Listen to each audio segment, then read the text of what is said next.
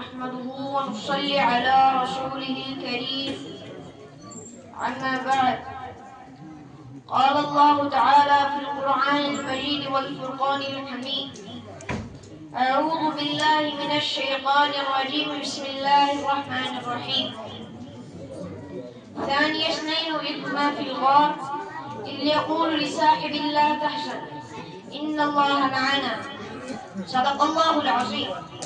محترم سامعین کرام، آج میں آپ حضرات کے سامنے اس ذات اقدس کا تذکرہ کرنا چاہتا ہوں جو اس کائنات کی سرزمین پر سب سے پہلے مومن بنا، جس کو اللہ تعالیٰ نے قرآن میں اپنے حبیب کے نام کے ساتھ جوڑ دیا، جس کو کل قیامت کے دن اللہ تعالیٰ اپنے حبیب کے ساتھ کھڑا کریں گے. میرے دوستو، حضور ہجرت فرماتے ہیں، صدیق ساتھ میں ہے. صدیق کبھی حضور علیہ السلام کی دائیں طرف چلتے تو کبھی بائیں طرف، اور کبھی سامنے چلتے تو کبھی پیچھے.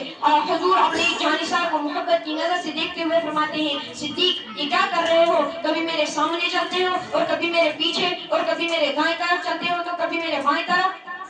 تو صدیق فرماتے ہیں، حضور ادھر ادھر اس غرض کے ساتھ کر رہا ہوں کہ کوئی دشمن طاق لگا کر نہ بیٹھا ہو، اور اگر تیر انداز تیر چلائے بھی تو صدیق کے سینے کا سامنا کرنا پڑے. بہرحال اسی ذوق و شوق کے ساتھ ایک غار میں تشریف لے گئے. میرے دوستو، حضور صدیق سے فرماتے ہیں، صدیق ہمیں ڈرنے کی ضرورت نہیں، ہمارے ساتھ زمین و آسمان کا خالق ہے. میں نے کہا حضور آپ تو آپ ہے، آپ کے ساتھ زمین و آسمان کا خالق ہے، لیکن جو حضور کے قدموں سے ملا ہو، جس کا جسم حضور کے جسم اتھر سے ملا ہو، اس شخص کی کیا ہی کہنی. اب تو کہنے دیجیے صدیق تو کتنا خوش قسمت ہے، قربان جاؤں تیری خوش قسمتی پر. تیرے ساتھ زمین و آسمان کا خالق ہی نہیں، آدم تا عیسیٰ، بیت اللہ، بیت معمور، جنت و جہنم، حوض کوثر، پوری دنیا کے وجود کا باعث، آمنہ کا لاڈلا، حلیمہ کا دلارا، عائشہ کا ماہ تاباں، جناب محمد الرسول اللہ بھی ساتھ ہے. وہ پہلا مددگار، پہلا صحابی، نبی نے جسے ہر قدم پر دعا دی. وہ خیر البشر بعد الانبیاء ہے، وہ جانے صداقت، وہ جانے وفا ہے. فرشتے اسی کی عطاؤں پہ عاشق، اسی کی نماز و دعاؤں پہ عاشق، نبیوں سے کمتر،